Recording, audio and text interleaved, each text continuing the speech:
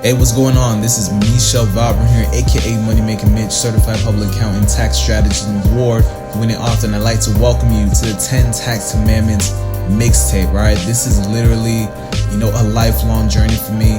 I know Hov once said that, your first album takes a whole lifetime really to create, and that's been my experience 100% because I always wanted to do something like this. I was always interested in hip-hop, always loved hip-hop, and in fact actually wanted to be a rapper. And the fact that I have the opportunity to be able to do something like this is extremely important for me, and I'm honored to be able to share this content with you in this type of format. And really with me, my story starts off in Dade County. I was born in Dade and ultimately ended up being raised in Broward County. But the reason why I share that with you is because there was a very pivotal moment in my life when I was 8 years old. And when I was 8, I was at home waiting for my mom to come home, right? I had this amazing family portrait that I did in an art class, and I was super excited to show her. And, as I'm in my room, I'm anticipating, waiting for her to come and pull up. And I see her car pull up, right? And I start dashing to the door. I'm running, I'm excited. And, I'm in front of the door holding this portrait. And I see my mom open the door slowly. And as I'm looking up, I see a gun pointed at her head. And as I look closer, I see an unfamiliar face behind her. And in that moment, I knew my life wasn't going to be the same. And, I heard the gentleman behind her say to her, right? Which means tell the boy to get on the floor in Creole. And, as she starts coming into the house, I'm freaking out. I'm on my tippy toes, on the balls of my feet, literally walking back on this cold floor. And I lay down and, I didn't know what to expect. And, all I could hear is my mom walking inside the house. I start to hear more footsteps. It's my uncle who's also with her. He has another guy behind her. And next thing you know it, my whole family's laid out on the floor. They pulled everyone out of the room. And, there's about 4 to 5 gentlemen. I don't remember the exact number, but it was a lot. They were ready to be able to handle whatever went down that evening. And, from there, I just was kind of listening to what was going on. And I can hear them asking my mother for the money. Again, they're speaking in Creole. My mother goes to her bedroom. She pulls out some cash. They have it in shoeboxes at that time. And, my mom they happened to know that was the situation for whatever reason, right? Maybe they've been watching them, stalking them, whatever the case was. And, once they got the money, they cleared it. They dipped out, they left. And, it kind of left my family, a little bit traumatized, honestly, especially, experiencing this at such a young age. I didn't really know what to think, but all I really knew was, whenever it came time for me to grow up, make some money, I knew I wanted to do so legally and ethically because I saw the impact it had on my family, right? My father actually was incarcerated for financial reasons, and I had to visit my father in jail.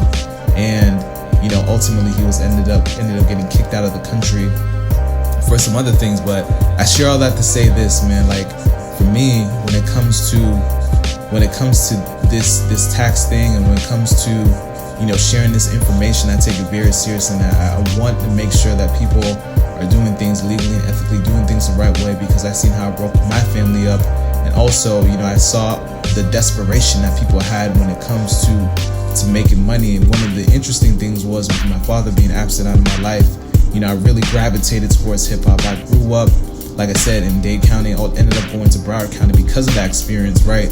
Because, we wanted to go to an area that was a little bit more safer, maybe have some, security, gated community, whatever the case is. And we did that. But, for me, I really gravitated towards hip hop because they talked a lot about, the different experiences of being a black man. I remember, if you look at Biggie, Tupac, a lot of the greats, Jay-Z, a lot of these brothers, they grew up without fathers, right? So when they talked about that, I really felt that. And when they talked about some of their experiences and the struggles or whatever, growing up in their specific hoods, I kind of resonated with some of those stories because, again, I grew up in a household where, I had to visit my father in jail. I grew up in a household where, I had some experience of gun violence and criminal activity activity, whatever the case is. So that's why, you know, I gravitated so much towards it. But not only that, but just the creativity, right? They would put words together in a specific way, and I was just drawn to it. And for me,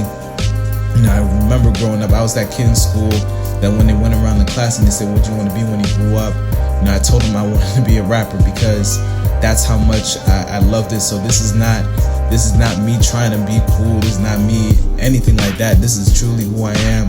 And, you know, I'm blessed to say that I get paid to be who I am, right? But also, too, you know, with that, I'm in a unique position where not only am I a student of the hip-hop game, but I also became a student of the tax game as well. And for me, that's why I wanted to put together this tape, this project, because I wanted to be able to combine both of those worlds in a very unique way. And you're going to see, as you listen through it, it's, you know, I'm truly paying homage and paying respects to some of the greats. I have some legendary people on here, and I'm honored to be able to have them on here. And you guys are about to hear from them, you know, a little bit of their perspectives and on different subjects and different things that they wanted to share. And, you know, you guys are able to get that. But also, too, I want you all to take this seriously. You know, you should have a workbook, hopefully, with this. If not, you know, make sure you tap in, make sure you go ahead and get that. And, you know, continue to consume, continue to learn. This is not, I wouldn't say this is a comprehensive book or anything like that to help you understand every single component of the tax law, the tax code, but it is some key principles that I want you all to know initially, right? Especially if you're just starting off trying to figure things out. This is a step-by-step booklet for you to get your game on track and get the feds off your back. Welcome to the Tax Commandments. Let's go.